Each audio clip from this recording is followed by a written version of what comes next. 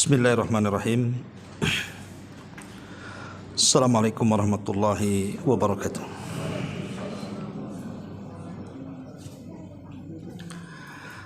Bihamdillah wassalatu wassalamu ala rasulillah wa ala alihi wa sahbihi wa mawalah wa la hawla wa la quwata illa billahi wa ba'du.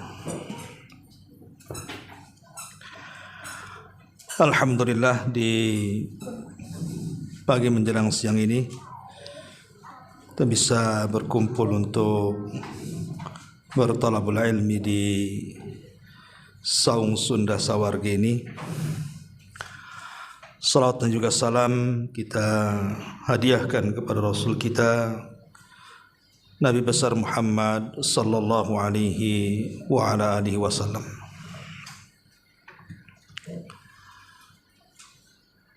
Pembahasan di siang ini kita akan membahas 71 amalan yang dengan amalan-amalan ini berguguran dosa-dosa kita. Mudah-mudahan cukup waktunya karena pembahasannya cukup panjang, tapi kita akan ringkas saja mengingat waktu juga yang tidak lama. Tapi yang jelas bahwa salah satu keistimewaan bulan Ramadan adalah Syahrul Al-Maghfirah, bulan di mana dosa-dosa kita akan mudah diampuni oleh Allah Subhanahu wa taala. Karena rata-rata kalau kita membahas amalan-amalan vital di bulan Ramadan itu pahalanya penggugur dosa. Contoh ketika Nabi SAW bicara soal puasa, Nabi SAW mengatakan, man shama Ramadanan imanan wahtisaban ghufira lahu ma taqaddama min dambi. Barang siapa yang berpuasa Ramadan penuh dengan iman dan mengharap pahala Allah, maka Allah akan gugurkan dosanya.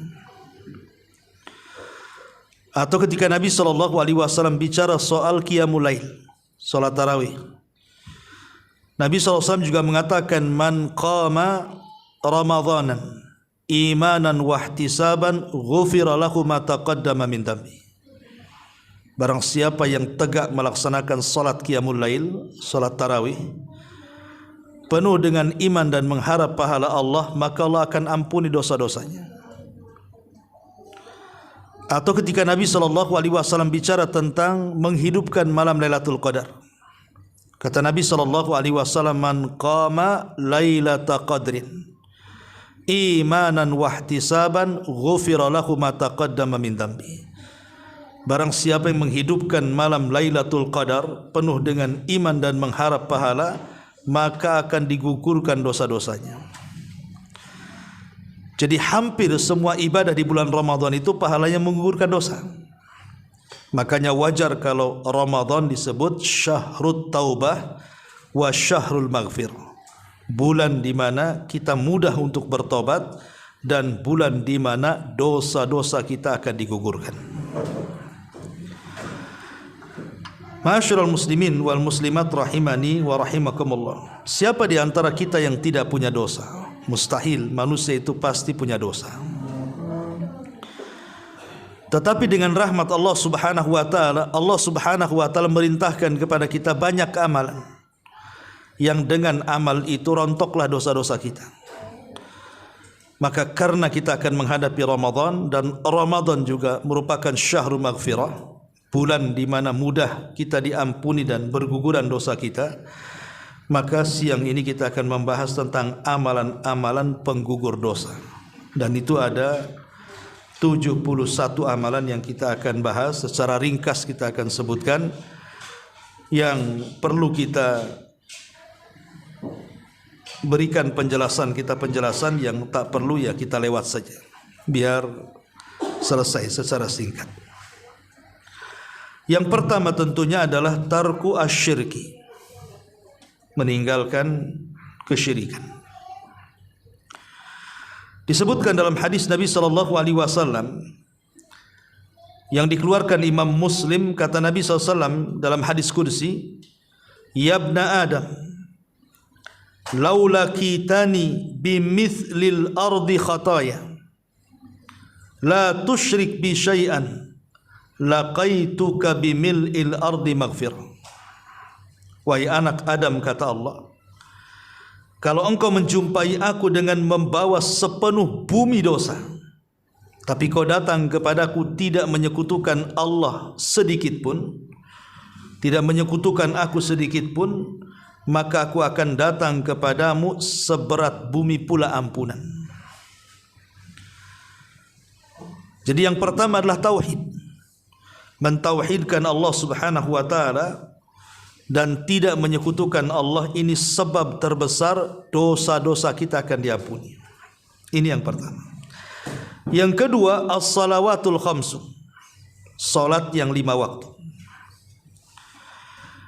Nabi SAW sampai mempermisalkan, bagaimana pendapat kalian jikalau seandainya di hadapan rumah kalian itu ada sungai. Sungai ini jernih sekali. Kemudian engkau mandi minimal 5 kali sehari di sungai itu, tidakkah akan bersih kotoran di badan kalian? Tentu, kata para sahabat, akan bersih wahai Rasul. Begitulah solat 5 waktu kalau kita lakukan, maka seperti itulah membersihkan dosa-dosa kita di badan. Makanya Nabi SAW mengatakan, as-salawatul khamsu wal jum'atu ila jum'ati mukaffiratun lima bainahuma idijtunibatil kabair. Dari solat 5 waktu, dari duhur ke asar, asar ke maghrib, maghrib ke isya, isya ke subuh, subuh ke duhur lagi, itu bisa penghapus dosa. Maka solat 5 waktu adalah salah satu amalan bisa menggugurkan dosa. Ini yang kedua. Yang ketiga, al-ghaslu wat tatayyub wadh-dhihab ila salatil jum'ah. Tentu ini bagi laki-laki, mandi, kemudian berwangi-wangi, kemudian berangkat untuk melaksanakan Jumat. Dan di bulan Ramadan kita akan berjumpa juga dengan Jumat, kan minimalnya 4 kali lah Jumatan kita ketemu. Nabi SAW mengatakan, la yaghtasilu rajulun yaumal jum'ati wa yatatahhar mastata'a min tuhrin wa yaddahinu min duhnihi aw yamassu min tibi baitihi thumma yakhruju fala yufraqu baina ithnaini thumma yusalli ma kutiba lahu thumma yunsit idza takallama al-imam illa ghufira lahu ma bainahu wa bainal jum'atil ukhra. Kata Nabi SAW, tidaklah seseorang itu mandi besar, mandi di hari Jumat, kemudian dia pun berusaha untuk membersihkan semampu dia, kemudian dia mengoleskan dengan wewangian dan bau-bauan dari rumahnya, kemudian keluar, dan dia tidak memisahkan 2 orang yang sedang duduk, artinya tidak melangkahkan di atas pundak-pundak mereka ketika dalam masjid. Kemudian dia solat, namanya solat mutlak. Solat mutlak itu maksudnya solat tidak ada bilangannya. Pokoknya 2 rakaat salam, 2 rakaat salam, 2 rakaat salam sampai khatib naik mimbar. Itu namanya solat mutlak. Kemudian dia diam ketika imam bicara, kecuali Allah akan ampuni bagi dia di Jumat itu dan Jumat berikutnya. Dari sini menunjukkan bahwa bagi laki-laki di hari Jumat ada keutamaan untuk menggugurkan dosa, salah satunya mandi, kemudian wewangian, kemudian berangkat ke masjid. Ini yang ketiga. Yang keempat, solat secara umum. Jadi bukan hanya solat wajib saja, tapi solat-solat sunnah juga sama. Karena secara umum Allah Subhanahu wa taala mengatakan, innal hasanat yudhibnas sayyi'at. Sesungguhnya kebaikan-kebaikan itu bisa menggugurkan dosa. Jadi baik solat wajibnya sudah jelas 5 waktu ataupun solat-solat sunnahnya, itu bisa menggugurkan dosa. Termasuk juga jamaahnya bagi laki-laki. Karena di zaman Nabi ada anak laki-laki, anak muda yang berkhalwat dengan seorang wanita. Kemudian dia menyesal. Lihat bagaimana di zaman itu dosa khalwat itu menjadi momok bagi para sahabat. Kalau kita di zaman sekarang ya biasa-biasa saja ya. Anak gadis orang berkhalwat dengan laki-laki seolah nggak punya dosa gitu. Kalau zaman dulu itu dosa kecil aja dianggap besar, apalagi dosa besar. Jadi anak muda ini datang kepada Nabi SAW dan mengatakan, ya Rasulullah, fa'altu dzamban azima. Wahai Rasul, aku sudah melakukan dosa besar, dosa yang sangat besar. Kata Nabi SAW, apa yang kau lakukan? Aku berkhalwat dengan seorang gadis, katanya. Tapi aku tidak berzina. Maksudnya zina besar. Maka Nabi SAW mengatakan, hal tusallil asra jama'atan. Apakah tadi kamu sholat asar berjamaah bersamaku? Maka sahabat ini mengatakan, bala, tentu wahai Rasul. Maka Rasul mengatakan, idhab faqad ghafarallahu lak. Kalau begitu pergilah, Allah sudah mengampuni dosa-dosamu. Hanya semata-mata sholat asar berjamaah sudah bisa menghapuskan dosa ya. Ini yang keempat. Yang kelima adalah 2 rakaat sholat selepas wudu. 2 rakaat sholat selepas wudu, namanya sunnah wudu. Dan itu dilakukan sebelum kering anggota badan kita. Jadi kalau kita berwudu kemudian masih basah anggota badan kita, itu disunnahkan sholat 2 rakaat, namanya sholat sunnah wudu. Dan ada keutamaan yang luar biasa di antara sholat sunnah wudu ini, karena Rasul yang mengatakan, man tawadda'a nahwa wudu'i hadha thumma shalla rak'ataini la yuhadditsu fihima nafsahu ghafarallahu ma taqaddama min dhanbi. Siapa yang berwudu seperti wuduku ini, kemudian sholat 2 rakaat, dia tidak bicara antara wudu dan sholat, kecuali Allah akan ampuni dosa-dosanya yang telah ia lakukan. Luar biasa kan sholat sunnah wudu ini. Makanya Bilal ibn Rabah radhiyallahu an itu dikenal sahabat yang tidak pernah meninggalkan wudu. Jadi kalau batal wudu lagi, batal wudu lagi, batal wudu lagi, itulah Bilal. Ya. Ketika Nabi SAW dalam peristiwa besar yang disebut dengan Isra Mi'raj itu, Rasul kan diperlihatkan sorga. Macam-macam Rasul melihat di sorga itu. Salah satunya adalah Nabi SAW mendengar suara terompah dalam sorga itu. Ketika ditanya suara terompah siapa itu, maka Jibril mengatakan itu suara terompahnya Bilal ibn Rabah. Kemudian setelah peristiwa ini Rasul memanggil Bilal dan mengatakan, ya Bilal, inni sami'tu khaskhasataka fil jannah. Ya Bilal, aku mendengar suara terompahmu di sorga. Madza tasna? Apa yang kau lakukan? Maka Bilal hanya mengatakan, ma tawadda'tu wudu'an illa wa qad shallaitu rak'ataini. Tidaklah aku melakukan wudu kecuali setelahnya aku melaksanakan salat 2 rakaat. Dari sini istimbat dalil kata para ulama, lihat bagaimana 2 rakaat wudu itu salah satu tariqah ilal jannah, jalan menuju sorga dan bisa menggugurkan dosa. Ini yang kelima. Yang keenam, as-saum, puasa itu sendiri. Tentu puasa menggugurkan dosa ini bukan hanya puasa wajib saja.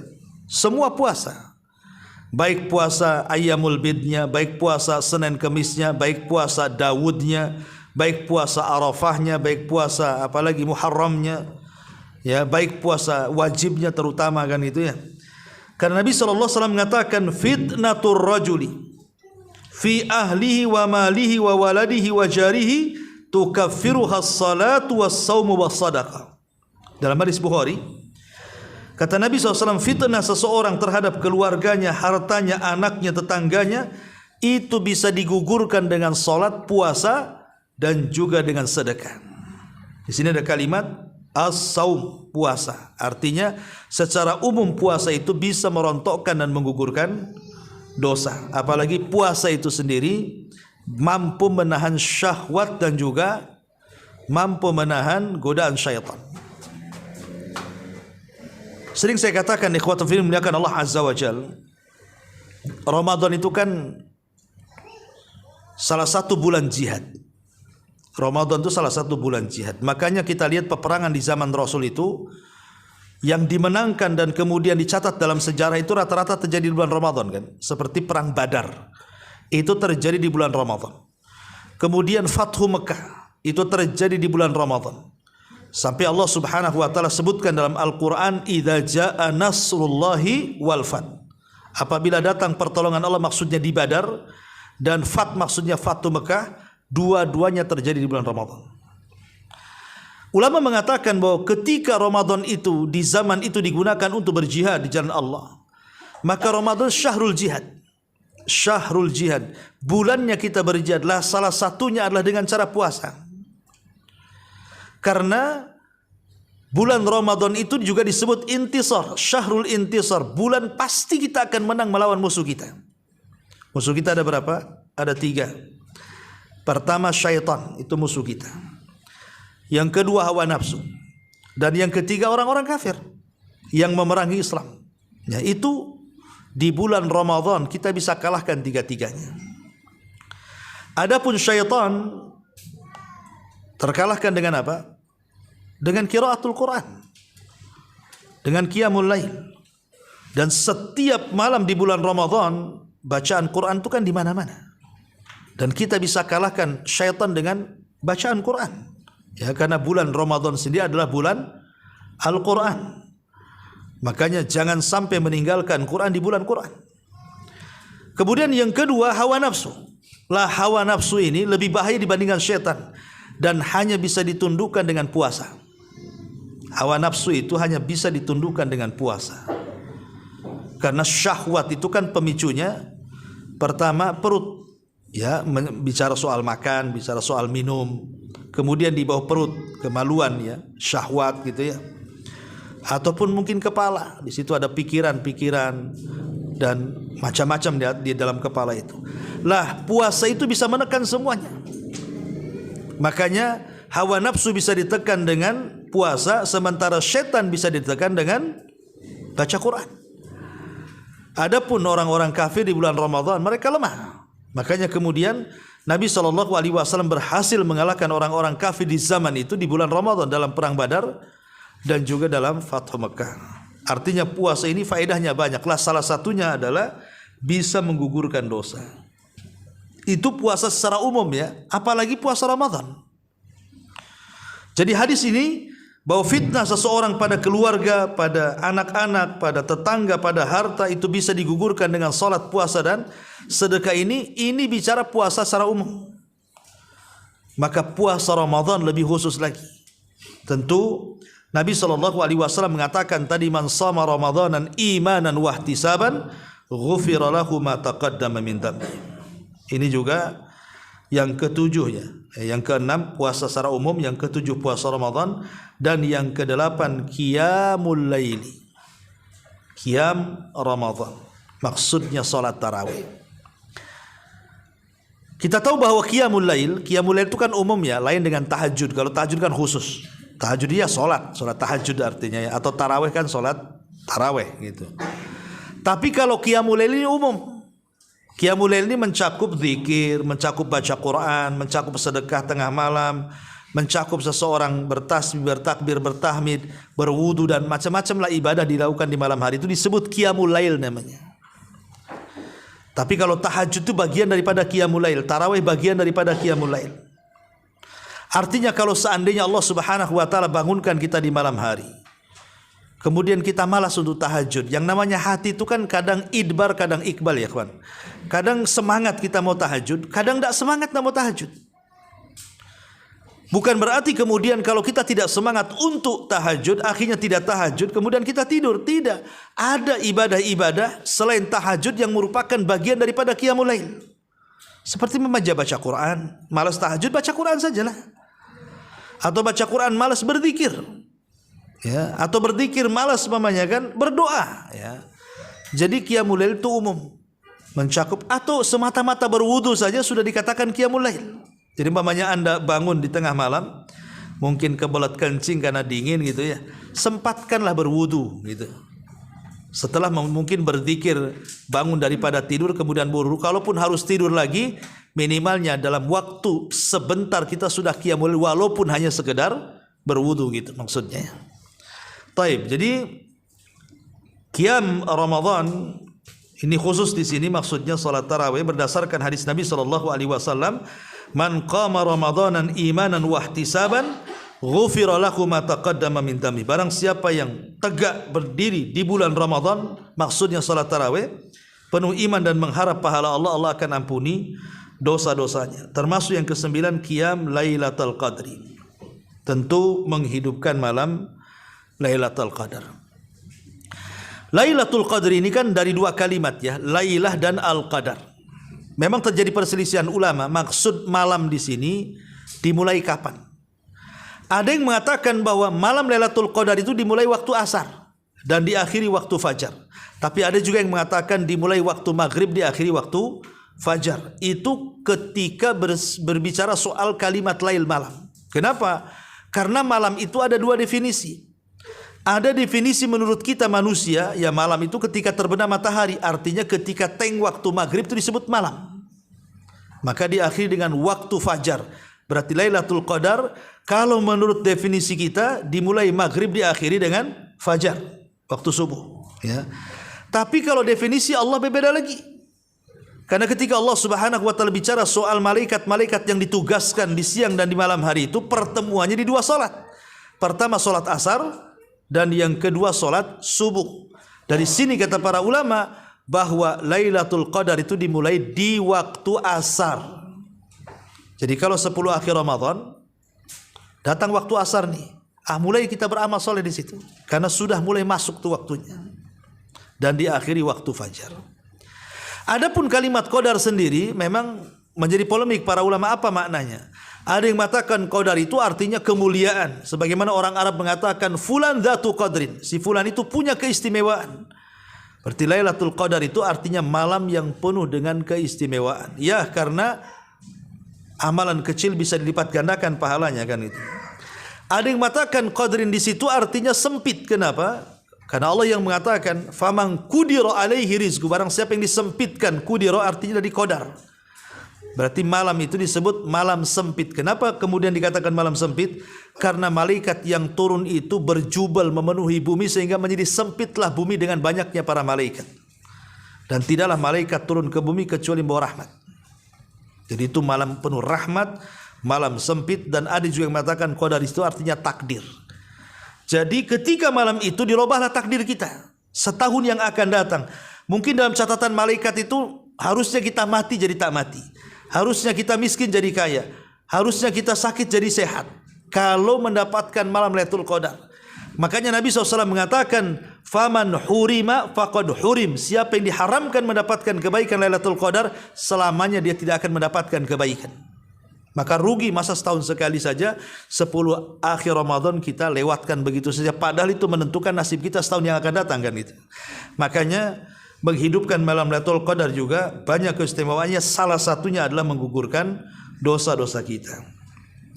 Kemudian secara singkat juga yang nomor 10 tentu puasa Arafah juga, nomor 11 puasa Asyura, nomor 12 sedekah. Ya, sedekah jelas karena Rasul mengatakan as-sadaqatu tudfi'ul khati'ata kama yudfi'un narul ma, kama yudfi'un nar al-ma. Sedekah itu bisa menghapuskan atau menggugurkan kesalahan seperti api bisa memadamkan, seperti air bisa memadamkan api. Kemudian yang nomor 13, al-amru bil ma'ruf wan nahyu anil munkar. Berusaha untuk mengajak manusia kepada kebaikan dan mencegah dari kemungkaran, alias berdakwah. Dan dakwah itu bukan tanggung jawab seorang ustadz saja. Minimalnya kepala rumah tangga mendakwai keluarganya. Minimalnya. Pamannya kita mendakwai orang tua kita, mendakwai istri kita, mendakwai suami kita, mendakwai anak kita. Tidak usah jauh-jauh lah kan itu. Karena Nabi SAW mengatakan la an yahdiyakallahu rajulan wahidan bika khairun laka min khumrin na'am. Dalam riwayat khairun mimma tala'at alaihi syamsu. Jadi kalau lantaran dakwah kita, antum mengajak orang nih, kemudian dapat hidayah pula orang itu dari kita itu. Dia sadar yang tadinya tidak sholat mau sholat, yang tadinya tidak mau ikut ngaji jadi ikut ngaji, yang tadinya ngomongnya kasar karena dinasihati akhirnya jadi lembut gitu ya. Itu namanya dakwah. Yang tadinya tidak ibadah jadi ibadah. Kata Nabi SAW, kalau ada orang sadar lantaran dakwah kita, maka itu lebih baik daripada unta merah. Dalam riwayat lebih baik daripada matahari terbit. Bayangkan, padahal matahari terbit itu manfaatnya luar biasa ya. Lebih baik daripada dunia dan isinya kan itu. Itu kan kinayah. Karena faedah matahari itu luar biasa. Kalau Allah Subhanahu wa taala padamkan matahari sampai kiamat, siapa yang mampu mendatangkan cahaya? Maka dari sini bahwa berdakwah itu bagian daripada amalan yang jauh lebih baik daripada dunia dan isinya. Bahkan lebih daripada itu bisa menggugurkan dan merontokkan dosa-dosa kita. Ini yang 13. Kemudian yang nomor 14, at-ta'min, mengucapkan amin. Maksudnya ketika kita salat berjamaah. Ingat bahwa amin itu harus serentak antara imam dan makmum. Ketika antum mendengar dalam salat jamaah itu ghairil maghdubi alaihim waladhdallin, jangan menunggu imam mengucapkan amin kemudian antum amin. Tetapi ucapkanlah amin bersamaan. Pokoknya imam saja mengucapkan ghairil maghdubi alaihim waladhdallin, amin, langsung begitu. Supaya antara amin kita dengan aminnya imam itu serentak. Karena hadis Nabi SAW mengatakan, idza ammanal imamu fa aminu. Fa innahu man wafaqa ta'minuhu ta'minal malaikati ghufira lahu ma taqaddama min dambi. Apabila imam amin segera amin, maka barang siapa yang aminnya mencocoki aminnya para malaikat, maka akan dihapuskan dosa-dosanya. Kata para ulama fikih mengatakan, aminnya kita dengan aminnya imam itu serentak. Ya, ketika ghairil maghdubi alaihim waladhdallin, kita katakan amin ketika imam mengatakan amin, dan itu bisa menggugurkan dosa. Kemudian yang nomor 15, ucapan Rabbana walakal hamd. Kata Nabi SAW, idza qala al-imamu sami Allahu liman hamida faqulu Rabbana walakal hamd. Fa innahu man wafaqa qawlahu qawlal malaikati ghufira lahu ma taqaddama min dambi, rawahul Bukhari wa Muslim. Barang siapa yang mendengar imam mengucapkan sami Allahu liman hamidah dalam salat ya, imam mengucapkan sami Allahu liman hamidah, maka antum membaca apa? Rabbana walakal hamd. Apa kata Rasul? Barang siapa yang mengucapkan kalimat Rabbana walakal hamd dan ucapannya kemudian berbarengan dengan ucapan para malaikat, Allah ampuni dosa-dosanya. Jadi ingat, ucapan Rabbana walakal hamd ini bukan ucapan biasa, bisa merontokkan dosa-dosa kita. Ini juga yang nomor 15. Yang nomor 16, al-hajjul mabrur. Ya, tentu haji yang mabrur, haji yang baik. Kata Nabi SAW, man hajja lillahi falam yarfus walam yafsuq raja'a ka yaumin waladathu ummuhu. Siapa yang haji, ketika haji dia tidak mengeluarkan kata-kata kotor, ketika haji dia tidak melakukan kefasikan dari perbuatan, maka dia pulang ke rumahnya seperti anak yang baru dilahirkan orang tuanya tanpa dosa. Disebut mabrur, maksudnya haji yang memperbaiki dirinya. Jadi kalau dia haji yang tadinya tidak sholat jadi sholat, yang tadinya jarang ibadah jadi rajin ibadah, itu disebut mabrur artinya. Karena kondisinya jauh lebih baik dibandingkan sebelumnya. Lah kalau kondisinya lebih buruk dibandingkan sebelumnya, ya bukan mabrur itu artinya. Entah haji apa itu, haji kabur atau haji apa gitu ya. Intinya bahwa haji yang mendapatkan pahala, bahwa dia seperti bayi yang dilahirkan dari ibunya, itu adalah haji yang memperbaiki hajinya sendiri. Ini yang nomor 16. Yang nomor 17, al-masaib, sabar di atas musibah. Nabi SAW mengatakan, ma min musibatin tusibul muslim illa kaffarallahu biha anhu hatta syaukata yushakah. Tidaklah sebuah musibah menimpa seorang muslim dan dia sabar, kecuali Allah akan hapuskan dosa-dosanya, walaupun hanya duri yang menancap di sandalnya, di kakinya. Umpamanya kita ini jalan dari sini, sandalnya kemudian kena tusuk duri, kena pula ke kaki kita. Kemudian kita sabar, maka dengan tusukan duri itu bisa menggugurkan dosa kita. Luar biasa. Tetapi jangan ditusuk-tusukan sengaja. Ya. Ini kalau ketusuk kemudian sabar. Ya. Ini juga. Kemudian yang nomor 18, al-humma, sakit kepala atau demam. Ya. Jadi di zaman Rasul ada namanya wanita Ummu Sa'ib. Ada wanita di zaman Rasul namanya Ummu Sa'ib. Dia lagi sakit kepala, lagi demam. Tiba-tiba kemudian dia mencela demamnya dan mengatakan, al-humma la barakata fi. Oh, dasar sakit kepala demam, mudah-mudahan tidak ada berkahnya kau, katanya. Rasul dengar, ya, Ummu Sa'ib mencela penyakit demam itu. Maka Nabi SAW mengatakan, la tasubil humma. Ummu Sa'ib, jangan kau cela penyakit demam, penyakit kepala itu. Fa innaha tudhibu khotoya bani Adam kama yudhibul qir khabathal hadid. Karena kalau dia sabar dengan penyakit demam dan penyakit sakit kepala itu, maka itu bisa menghilangkan kesalahan-kesalahan Bani Adam seperti karat-karat besi bisa hilang. Ya, dengan api. Ini menunjukkan bahwa kalau kita sabar dengan demam, dengan sakit kepala, tidak mengeluh, maka itu bagian daripada pengguguran dosa. Berapa kali coba kita ini sering sakit kepala kan? Ya, jadi nggak usah ngeluh, ya, nggak usah ngeluh. Makin lama sakit kepalanya, makin banyak dosanya. Nggak tahan Ustaz, ya, langsung minum bodrek, sebentar aja lah itu gugur dosanya, udah sembuh, ya kan? Kalau dia mau sabar dengan itu, ya makin lama makin sakit kan makin banyak pahalanya. Ya, tapi bagaimanapun sakit kan tak enak, Bu. Orang itu maunya cepat sembuh biar ibadah yang lainnya, ya. Kemudian yang nomor 19, amal soleh secara umum. Kemudian yang nomor 20, al-umrah. Ini bagi yang dilapangkan rizkinya ini di bulan Ramadan, umrahlah, karena Rasul yang mengatakan al-umratu fi Ramadan ta'dilu hajjata ma'i. Umrah di bulan Ramadan sama dengan haji bersamaku, kata Rasul. Ya, bisa di awal Ramadan, di akhir Ramadan, di tengah Ramadan, maka pahalanya sama dengan haji. Bahkan haji dengan Nabi lagi. Ya, kalau Allah takdirkan kita bisa umrah, berangkat umrah. Pakai travel yang ada di sini. Kemudian yang nomor 21, ya, asy-syahadah.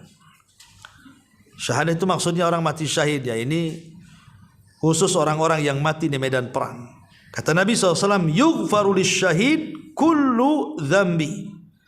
Semua dosa anak Adam, semua orang yang mati syahid dari anak Adam akan dihapuskan, kecuali kalau dia punya utang. Subhanallah, ya, utang ini memang luar biasa. Orang mati syahid saja digantungkan ampunannya gara-gara utang. Gimana orang yang mati bukan karena mati syahid, coba kan? Tapi syahidnya kan di sini setiap mati syahid, orang kalau dia mati syahid dan tidak punya hutang langsung digugurkan dosanya secara langsung. Karena dia tidak akan terkena fitnah kubur dan dia akan masuk surga direct tanpa hisab dan azab. Ya. Kemudian yang nomor 22, berzikir ketika menuju pembaringan. Maksudnya di malam hari. Zikirnya seperti apa? Nabi SAW mengatakan, idza ataita majja'aka fatawadda wudu'aka lis-shalah thumma taji' ala syikil aiman. Kata Rasul, apabila engkau beranjak ke pembaringan tidurmu, kemudian berwudu, kemudian berbaring ke lambung kanan, setelah itu ucapkanlah, Allahumma inni aslamtu nafsi ilaika wa wajjahtu wajhi ilaika wa wadda'tu amri ilaika wa alja'tu dhahri ilaika raghbatan wa rahbatan ilaika la malja'a wa la manja minka illa ilaika amantu bi kitabika alladhi unzil wa bi nabiyyika alladhi ursil fa in mitta 'alal fitrah waj'al khunna akhir ma taqul. Kata Nabi SAW, ucapkanlah, ya Allah, aku serahkan diriku kepadamu, aku arahkan wajahku kepadamu, aku serahkan urusan kepadamu, aku letakkan punggung kepadamu.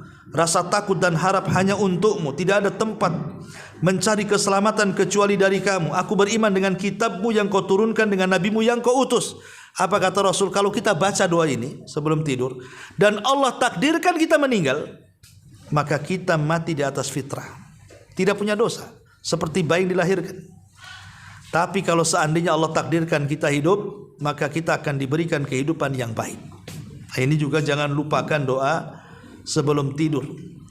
Kemudian yang nomor 23, ya, berzikir secara umum, mengucapkan tasbih. Subhanallah wa bihamdi, subhanallah wa bihamdi. Kata Nabi SAW, siapa yang mengucapkan subhanallah bihamdi pada satu hari itu mi'ata marrah 100 kali, khutat khotayahu wa in kana mithla zabadil bahri, maka kesalahannya akan dihapuskan walaupun sebanyak buih yang ada di lautan. Dan ini keutamaan juga bertasbih. Kemudian yang nomor 24, salatul jamaah, melaksanakan salat jamaah bagi laki-laki dan bagi wanita di masjid, dan sama pahalanya. Walaupun wanita salat di rumah, laki-laki sholat jemaah di masjid itu sama pahalanya. Jangan cemburu bagi wanita, enak kali laki-laki di masjid. Nanti kalau wanita diwajibkan di masjid, tak ke masjid juga nanti. Ya kan, sudah enaklah dia di rumah. Artinya pahala orang yang sholat di rumah bagi wanita itu sama dengan pahala orang yang sholat di masjid bagi laki-laki. Kemudian yang nomor 25, al-wudu al-hasan, wudu yang bagus, wudu yang baik. Ya. Kata Nabi SAW, man tawadda'a fa ahsanal wudu, barang siapa yang berwudu dan dia perbaiki wudunya. Maksudnya dia tidak asal-asalan, dia dengan ilmu. Ya memang saya sudah tahu wudu sejak zaman dulu ngikuti nenek moyang, bukan itu. Ya, tetapi saya berwudu itu karena ilmu. Dulu saya pernah mendengar dari atau pernah melihat guru-guru nenek moyang kita, ibu bapak berwudu seperti ini, akhirnya kita ikut. Sekarang kalau bisa jangan seperti itu wudunya. Kita baca bagaimana Rasul berwudu. Oh, ini hadisnya. Ini hadis mencuci telapak tangan, ini hadis mengusap muka, dan ini bacaannya, dan begitu seterusnya. Supaya ketika berwudu itu kita sudah membaca dalilnya. Lah ketika itulah kita berwudu di atas ilmu namanya. Karena kita pernah baca dalilnya. Bukan karena mengikuti orang tua kita berwudu seperti itu, kita pula berwudu seperti itu. Karena kalau kita berwudu dengan ilmu itu dapat pahala. Tapi kalau berwudu tanpa ilmu itu tidak akan dapat apa-apa. Makanya kemudian berwudu dengan baik, maksudnya dengan pengetahuan. Kata Nabi, kharajat khatayahu min jasadihi hatta takhruja min tahti adfarihi, maka akan keluar kesalahannya, dosa-dosanya dari jasadnya sampai dari ujung-ujung jarinya. Subhanallah. Maka kita tadi sudah katakan kalau orang suka tajdid al-wudu, ya, suka menjaga wudu, batal wudu, bayangkan. Kita ini banyak dosa, ya. Setiap hari kita melakukan dosa, mata kita, telinga kita, otak kita, kaki dan tangan kita pasti melakukan dosa setiap hari. Tapi kalau kita langgengkan wudu, udah walaupun tidak batal wudu lagi umpamanya, kan disebut tajdid al-wudu, maka berapa banyak dosa kita akan hapus juga. Makanya Nabi itu selalu berwudu setiap hendak sholat walaupun tidak batal wudunya. Nabi itu, yaitu disebut tajdid al-wudu namanya, memperbaharui wudu. Kemudian juga yang nomor 26, isbagul wudu alal makari, sempurnakan, masih bab wudu juga, menyempurnakan wudu ketika kita tidak suka berwudu. Umpamanya lagi geregas-geregas, lagi demam, cuaca lagi dingin kan gitu, tetap menyempurnakan wudunya. Itu juga bisa menghapuskan dosa-dosa kita berdasarkan hadis Nabi SAW. Kemudian juga al-masyu alal masjid, berjalan menuju masjid bagi laki-laki. Kemudian intidharus shalah, menunggu salat setelah salat. Karena ini berdasarkan hadis Nabi SAW bahwa isbag al-wudu alal makari wa kathratul khuta ilal masajid wa intidharus shalah ba'da shalah. Sempurnakan wudu, perbanyak langkah ke masjid, tunggulah salat setelah salat. Kata Rasul, inilah yang bisa menghapuskan dosa-dosa kalian. Kemudian yang nomor 29, bersahadat setelah mendengar azan. Ya Bu ya, kalau ibu mendengar azan di masjid tetangga gitu ya, ada musola atau masjid di sekitar kita, maka setelah kemudian muadzin selesai azan, kita katakan asyhadu alla ilaha illallah wahdahu la syarikalah wa asyhadu anna muhammadan abduhu wa rasuluh. Cukup kalimat ini, ya, bersyahadat setelah adzan namanya. Apa pahalanya? Nabi SAW mengatakan, barang siapa yang mengucapkan asyhadu alla ilaha illallah wahdahu la syarikalah wa anna muhammadar rasulullah abduhu wa rasuluh, setelah muazzin mengumandangkan azan, kemudian dia mengatakan raditu billahi rabba wa bil islami dina wa bi muhammadin nabiyya wa rasulah, ghufirallahu atau ghafara lahu dzambahu, Allah akan ampuni dosa-dosanya. Jadi bacaan setelah wudu kalau kita gabung berarti asyhadu alla ilaha illallah wahdahu rabbi la syarikalah wa asyhadu anna muhammadan abduhu wa rasuluh, raditu billahi rabba wa bil islami dina wa bi muhammadin nabiyya wa rasulah, atau kalau kita tambah lagi Allahumma ij'alni minat tawwabin waj'alni minal mutatahhirin. Nah, itu lebih bagus lagi ya kalau mau berdoa panjang-panjang. Tapi kalaupun tidak, cukup bersyahadat, tidak masalah, karena itu bisa membukakan pintu-pintu langit ya. Kemudian juga yang nomor 30 adalah zikir setelah salat wajib ya. Zikir setelah salat wajib, tasbih sekian kali, takbir sekian kali, tahmid sekian kali kan, maka itu juga penyebab dosa-dosa kita akan diampuni. Terutama istighfar setelah salam, ya kan? Itulah pertama kali ucapan kita ketika wirid salat itu adalah istighfar. Assalamualaikum warahmatullah, assalamualaikum warahmatullah. Berarti ucapan yang pertama apa? Astagfirullahaladzim, astagfirullahaladzim, astagfirullahaladzim, atau astagfirullah wa atubu ilaih, astagfirullahaladzim wa atubu ilaih. Terserah, pokoknya istighfar. Ya, istighfar, karena itu bisa menggugurkan dosa. Kemudian yang nomor 31 bagi orang yang umroh ya tentunya adalah mengusap Hajar Aswad. Kemudian juga tawaf mengelilingi Ka'bah. Ini dua perkara juga bisa menghapuskan dosa karena disebutkan dalam satu redaksi hadis. Kemudian yang 33 kafaratul majlis. Doa kafaratul majlis. Subhanakallahumma bihamdika asyhadu an la ilaha illa anta astaghfiruka wa atubu ilaik. Itu namanya doa kafaratul majlis. Lah doa kafaratul majlis tidak mesti harus selesai ngaji. Kadang-kadang kalau habis ngaji baru dibaca kafaratul majlis. Tidak. Pamannya Anda ini sedang kumpul-kumpul bersama kawan, entah di warung kopi, entah di mana gitu ya, bertiga, berempat, berlima, bersepuluh. Yang namanya ngobrol ikhwan, pasti satu kata keluar dan itu terkadang-kadang dosa. Entah ghibah, entah merendahkan, entah menghina, entah melaknat. Namanya orang ngobrol, kadang-kadang tak sadar. Apalagi dalam rapat kan, apalagi marah-marahan di situ. Pasti dalam majelis itu ada dosanya kita, sadar ataupun tidak. Makanya kalau bisa sebelum kita masuk majelis tidak bawa dosa, keluar majelis pun tidak bawa dosa. Dengan cara apa? Baca doa kafaratul majelis. Walaupun itu bukan majelis taklim, ya hanya kumpul-kumpul dengan kawan-kawan, ibu dengan kawan-kawannya arisan atau masak-masak di rumah kawan kan. Kalau sebelum pulang maka bacalah doa kafaratul majelis. Makanya disebut kafarah. Kafarah itu artinya penggugur dosa, ya, kafaratul majelis. Termasuk juga yang nomor 34 adalah majalisudz dzikri. Kumpul di majelis-majelis zikir kayak kita ini ya. Kumpul di majelis zikir, di majelis ilmu, itu juga sebagai penggugur dosa. Termasuk yang 35 imatatul adza anit thariq. Jadi kalau kita pulang dari sini nih, nampak di jalan ada paku, ada beling, ada batu yang kira-kira wah ini bahaya nih. Kita turun, kita ambil, kita sisihkan sehingga orang selamat dari itu, maka dosa-dosa kita akan diampuni. Kan bahkan lebih daripada itu, dulu ada seorang ulama namanya Arabi ibn Khaisam. Arabi ibn Khaisam rahimahullahu taala. Itu kalau dari rumah ke masjid, pandangannya selalu tertuju ke jalan. Jadi kalau ada paku lantas diambil disisihkan, ada batu diambil disisihkan. Pokoknya jangan ada barang-barang yang mengganggu orang lewat.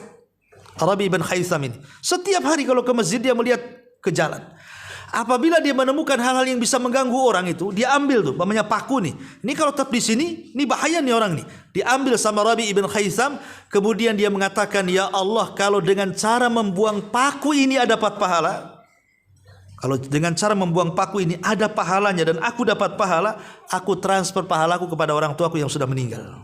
Sampai seperti itu. Ya. Jadi mentransfer pahala ke orang tua itu tidak mesti harus dengan sedekah. Ya, ibu jalan-jalan aja dari sini ke Nagoya. Tengok ada palu, ada paku, ada apa kan, sisih-sisihkan gitu kan. Ya, sambil bawa karung. Ya, ini cari rongsokan nama ibu ya.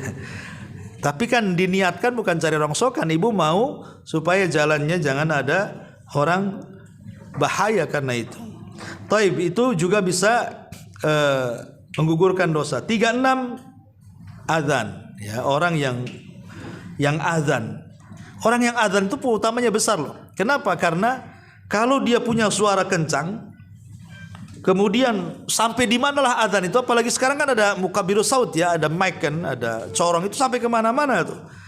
Maka dia akan disaksikan oleh makhluk yang mendengarnya dan dia akan mendapatkan ampunan sejauh suaranya sampai di mana. Itulah keutamaan orang azan itu.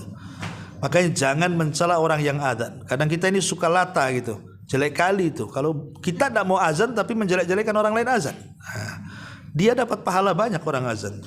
dan lehernya akan panjang pada hari kiamat. Kemudian yang nomor 37, takut kepada Allah Subhanahu wa taala. Takut akan azab, takut akan neraka, dan begitu seluruh berdasarkan hadis Nabi SAW juga bisa menggugurkan dosa.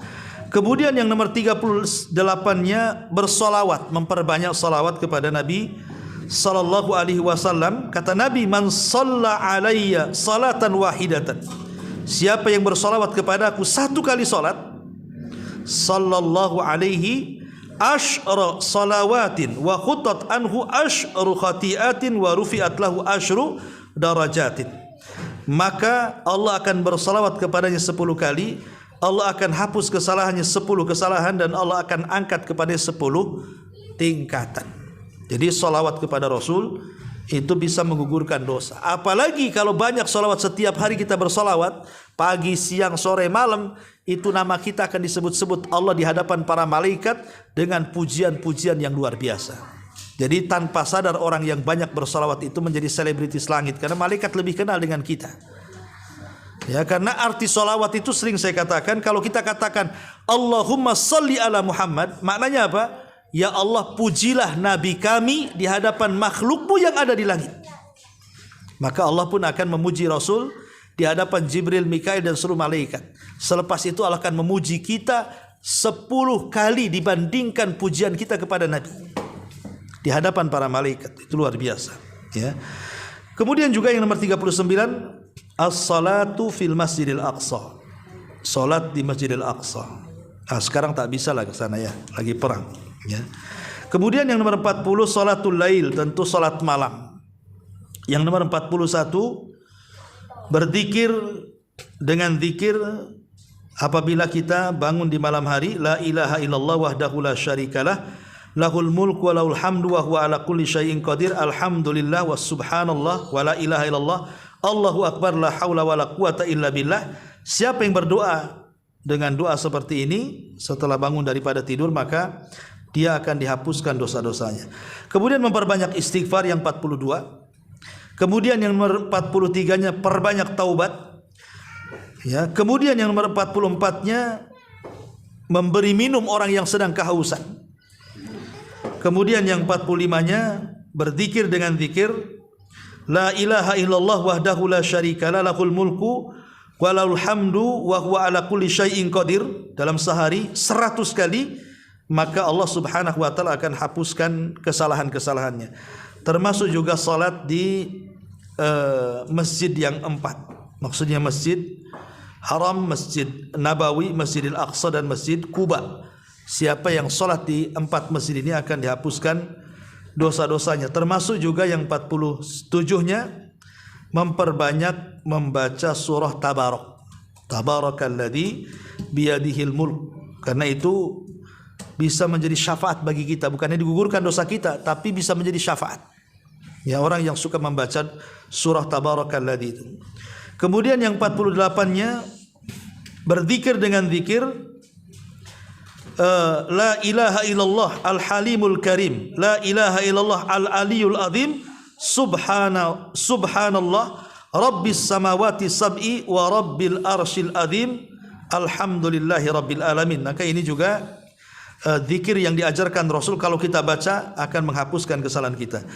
Kemudian juga membaca menolong al-armalah wal masakin, janda-janda susah, orang-orang miskin kita beri makan, maka itu juga bisa menggugurkan dosa. Termasuk juga al-musafahah bainal muslimin. Kalau kita ketemu, saya dengan antum atau ibu-ibu dengan kawannya, bukan hanya mengucapkan salam assalamualaikum, tetapi genggam tangannya. Genggam tangannya, jangan dilepas sampai dia yang melepaskan. Karena selama kita menggenggam tangannya, maka disitulah kesalahan kita akan rontok, akan gugur. Ya, jadi biarkan dia yang melepas. Ustaz, dia tak mau lepas Ustaz. Ya udah, terus saja bergandeng gitu.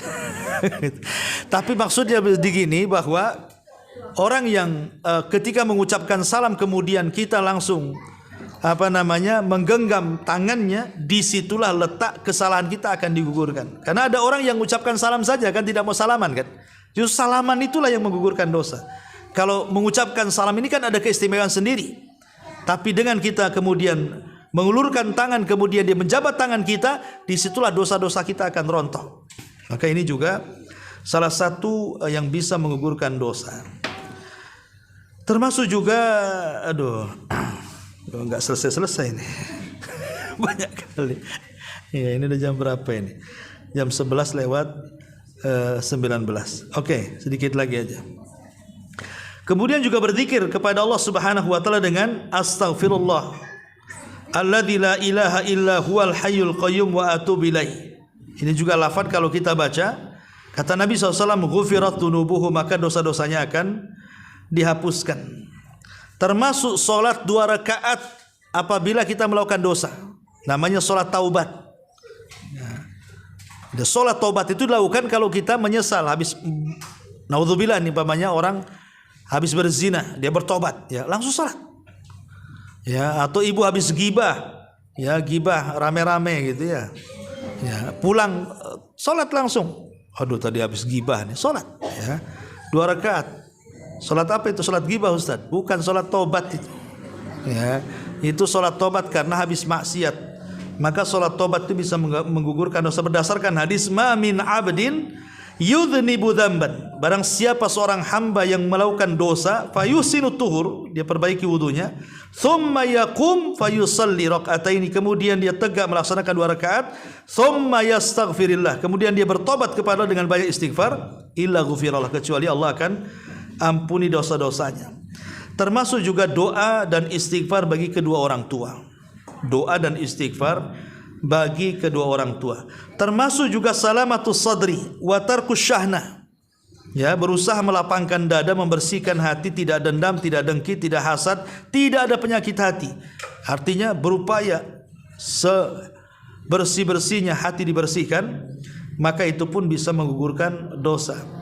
Termasuk istighfar di sepertiga malam akhir, karena memang Allah yang mengatakan siapa yang beristighfar aku ampuni. Termasuk al-qaulus sadid, ucapan yang santun. Ibu kalau ngomong milih kata, itu termasuk bisa menggugurkan dosa tuh. Jadi tidak asal jeplak aja kalau ngomong ya.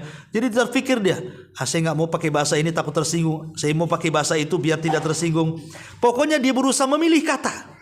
Ya, jadi terpikir dalam otaknya itu memilih kata sehingga yang keluar yang santun-santun itu bisa menggugurkan dosa berdasarkan surah Al-Ahzab ayat 80 dan 81. Kemudian juga yang luar biasa adalah doa masuk pasar. Ini para pedagang ini terutama hari-hari masuk pasar, ya. Ya, para penjual juga sama.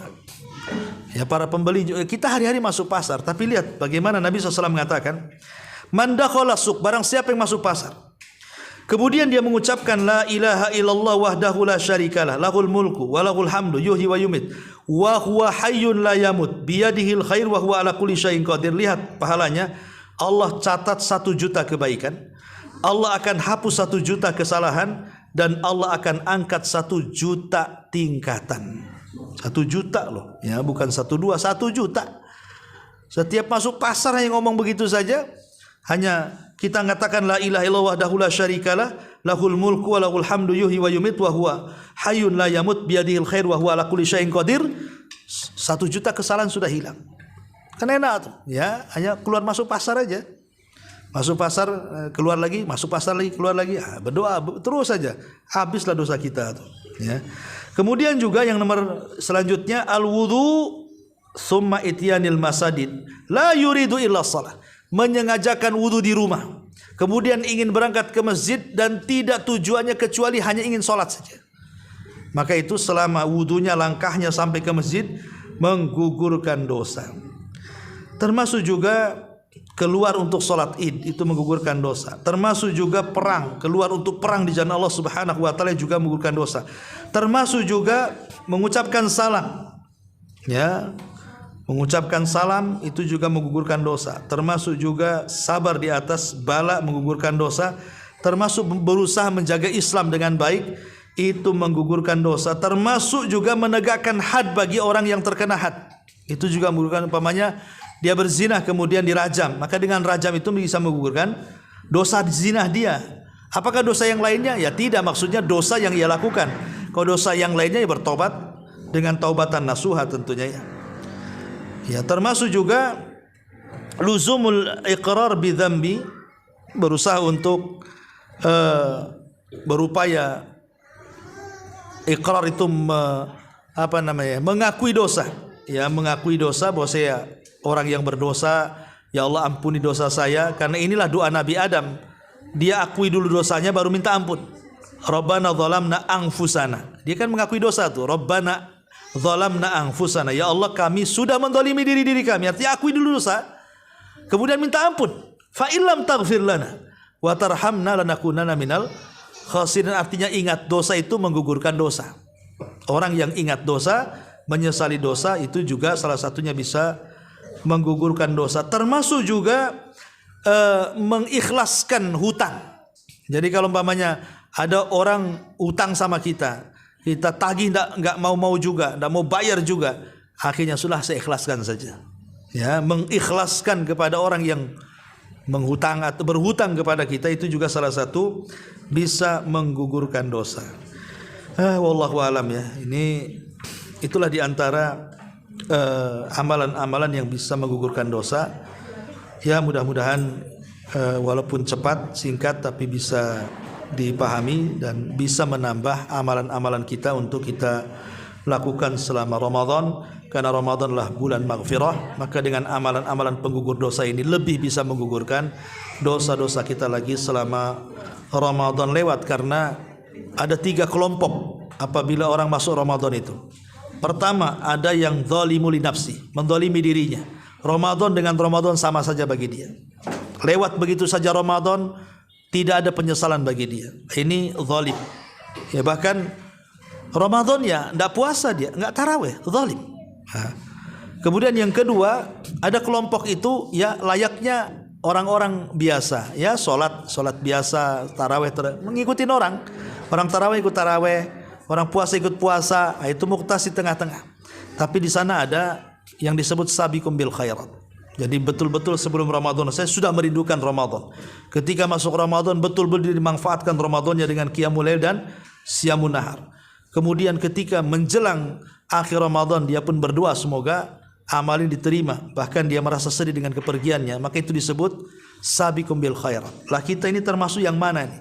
Yang zalim, pertengahan, ataukah yang sabiqum bil khairat? Ya tentu kita memilih yang ketiga, dan itu dengan cara memperbaharui Ramadan dengan ibadah-ibadah yang diperintahkan Allah Subhanahu wa taala kepada kita. Subhanaka wa bihamdika asyhadu an la ilaha illa anta astaghfiruka wa atubu ilaik.